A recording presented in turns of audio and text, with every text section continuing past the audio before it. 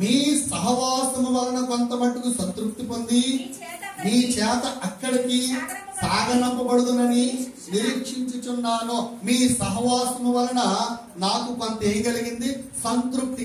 అందరని మాట, మీ సహవాసము వలన నాకు సంతృప్తి కలిగింది. అంటే సహవాసములోనికి వచ్చేవాడికి ఏముండాలన్నమాట? కొద్దో గొప్ప తృప్తికరమైన జీవితం కలగాలి. ఎవరైనా కొత్తోడు మన సంఘానికి వచ్చారనుకోండి,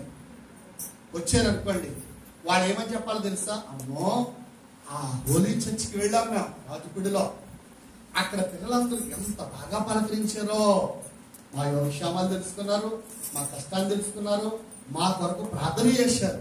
నిజంగా ఆ సంఘ బిడ్డలు ఎంత ప్రేమ చూపించారో మా మీద చెప్పుకోవాలి. అంటే వాళ్ళకి ఏం కలగాలన్నమాట? తృప్తి కలగాలి.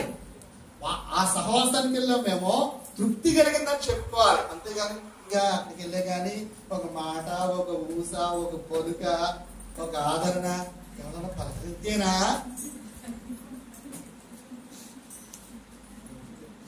అన్నట్టు ఉందనుకోండి, సంతృప్తి కలుగుతా వాళ్ళకి? కలుగుతుందమ్మా? ఎప్పుడు వదిలేస్తాడా గారు, ఎప్పుడు బారిపోదామని ఇంటికన్నట్టే చూస్తారు తప్ప కొత్తోడు ఎవరన్నా పలకరించి అమ్మా రండి, ఏంటి మీ సమస్య, మేము ప్రార్థన చేస్తామని అంటున్నారా అనాలి. ఆయనకు తృప్తి కలగాలి. పౌలు అంటాడండి, ఆయన సేవా జీవితంలో ఫిలిప్పీ సంఘం, రోమాలో ఉన్నటువంటి సంఘాన్ని గురించి మాట్లాడుతూ అక్కడ ఒక సంఘం ఉంటుంది. ఏ సంఘం అది? ఎన్నో వచ్చింది చెప్పాను నేను? 24వ వచనంలో అలా చదవండి. స్పెయిన్ దేశానికి వెళ్ళాడట. ఆ స్పెయిన్ దేశంలో వెళ్ళినప్పుడు మార్గంలో మిమ్మల్ని చూచి మొదట మీ సహవాసం వల్ల కొంత మట్టుకు తృప్తి పొందాను.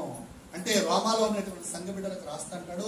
స్పెయిన్ వెళ్ళేటప్పుడు ఆయన ఎదురయ్యారట రోమాలో సంఘం, మీ సంఘం బట్టి నేను కొంత తృప్తి చెందాను అంటాడు. అంటే పూర్తిగా కాదు, కొంత మట్టుకు నాకు తృప్తి అని అనిపించింది. అంటే కాస్త పరిచర్య కొరకు మీరు కూడా కొంత భాగాన్ని పోగేసి ఇచ్చారు, దానివల్ల తృప్తి కలిగింది, మీరు బాగా ప్రార్థన చేసుకున్నారని కూడా తెలిసింది నాకు, అలాగే ఉండండి అని ఒక సేవకుడు తృప్తి పొందుతున్నాడంట. మనం కూడా ఎవరైనా కొత్త వ్యక్తులు వస్తే వాళ్ళ తృప్తి చెందాలి అంటే మనం ఏం చేయాలన్నమాట? మన సహవాసంలో వాళ్ళకి పంపుతానో వాళ్ళకి ఆదరణ కలగాలి. వాళ్ళకి అంటే వాళ్ళు చేరదీయాలి, మాట్లాడాలి, వాళ్ళకి చక్కగా బోధపడేటట్టు చేయాలి, వాళ్ళ సమస్యల కొరకు మనం ప్రార్థన చేయగలగాలి. ఒక కొత్త వ్యక్తి తృప్తి చెందాలి. మనకే తృప్తి లేక వాళ్ళకే తృప్తి ఉంటుంది ఏమా? ఇవ్వాలి, దేవుని వాక్యాన్ని బట్టి భరోసా ఇవ్వాలి. రా నువ్వు మాకులాగా, మాకు ఇలాగే బాధ వచ్చింది, మాకు ఇలాగ కష్టం వచ్చింది, మేము ఇలాగే బాధపడ్డాం, వ్యాధి వచ్చింది, దేవుడు స్వస్థపరిచాడు, ఇది ఆర్థికంగా వెనకబడ్డాం, దేవుడు స్వస్థపరిచి రోజు ముందుకు సాగించాడు. ఇల్లు లేదు, నాకు ఇల్లు ఇచ్చాడు దేవుడు, నాకు ఉద్యోగం లేదు, ఉద్యోగం ఇచ్చాడు దేవుడు, చదువు లేదు, చదువు ఇచ్చాడు దేవుడు, నేను ఎంతగా బలపడ్డాను, నువ్వు వస్తే బలపడతావు అని ఒక భరోసా ఇచ్చామనుకోండి, సాక్ష్యం చెప్పామనుకోండి, ఎంత వార్త కలుగుతాయి. వ్యక్తులు ఏమంటారు, మన బాధలు బాగాలంటే అక్కడికి వెళ్ళాలి. బాగుంది, ఎక్కడికి వెళ్ళాలా? హోలీ చర్చికి వెళ్ళాలి. అక్కడ వాళ్ళు చూస్తే భక్తి అంటే ఏంటో మనకు అర్థమవుతుంది, దేవుడు అంటే ఏంటో మనకు అర్థమవుతుంది అనే భరోసా అది చెప్పుకోగలగాలి. అంతేగాని లెంగానండి, ఒక ఊసండి, ఒక పలకండి అన్నట్టుగా ఉంటే అది సహవాసం అవుతుందే చెప్పండి? జమా మాట్లాడండి మీరు ఎవరిని? ఎలా ఉందా? భరోసా ఇచ్చి వాళ్ళకి ఎలా ఉందామా? లేకపోతే ఊసండి, ఓ పలకండి అన్నట్టు ఉందామా? భరోసా. ఏం భరోసా ఇద్దాం మనం? ప్రార్థన భరోసా. నేనున్నాను, నీకు పర్వాలేదో, మా సంఘం అంత ఉంది పర్వాలేదో, మా సేవకుడు ఉన్నాడు పర్వాలేదో, ప్రార్థన రామ్మా, మేమందరం మీకు ఎందుకు అనుకుంటాం అనే భరోసా ఇస్తే వాళ్ళు ఎంత చక్కగా దీవించి పడతారు. 7వది సంతృప్తి ఉండాలి. అనండి, సంతృప్తి ఉండాలి. మన మాట వల్ల ఒక వ్యక్తి ఆదరింపబడాలి, మన యొక్క శ్రేష్ఠ వల్ల ఒక వ్యక్తి ఆదరింపబడాలి. అక్కడ అదే అంటాడు, ఏమన్నాడంటే మా సహవాసం వల్ల కొంత మట్టుకు సంతృప్తి పొంది. సహవాసం వల్ల సంతృప్తి ఖచ్చితంగా ఉండాలి. ఇప్పుడు మనం 10 మంది సేవకులు పోషిస్తున్నాం కదా, వాళ్ళు ఎంత చక్కగా చెప్పుకుంటారు. వాళ్ళు ఏమంటున్నారు తెలిసినప్పుడు, అయ్యగారు మాకు ఎవరు వచ్చినా 200, 300 కన్నా ఎక్కువ ఇచ్చిన వాళ్ళు లేరండి, కానీ మీరు మాకు చక్కగా ఇస్తున్నారు.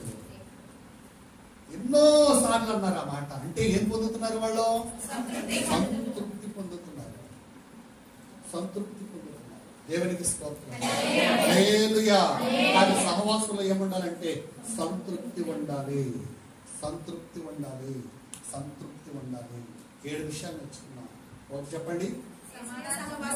యేసయ్య సహవాసంలో ఉన్న మొట్టమొదటి మేలు ఏంటంటే సమాధానము. రెండవది క్షమాభివృద్ధి కలుగుద్ది. మూడవది వెలుగు కలుగుద్ది. నాలుగవది సంతోషం కలుగుద్ది. ఐదవది సత్యములో ఉంటాం. ఆరవది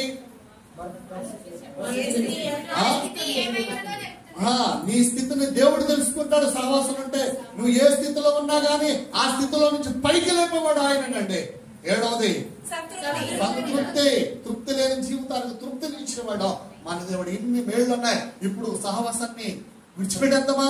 సహవాసంలో పాతుకుపోదామా? చెప్పండి. మేలు కలిగేటప్పుడు పాతుకుపోవడమే బెటర్ అండి. దానిది ఏమంటాడు తెలుసా?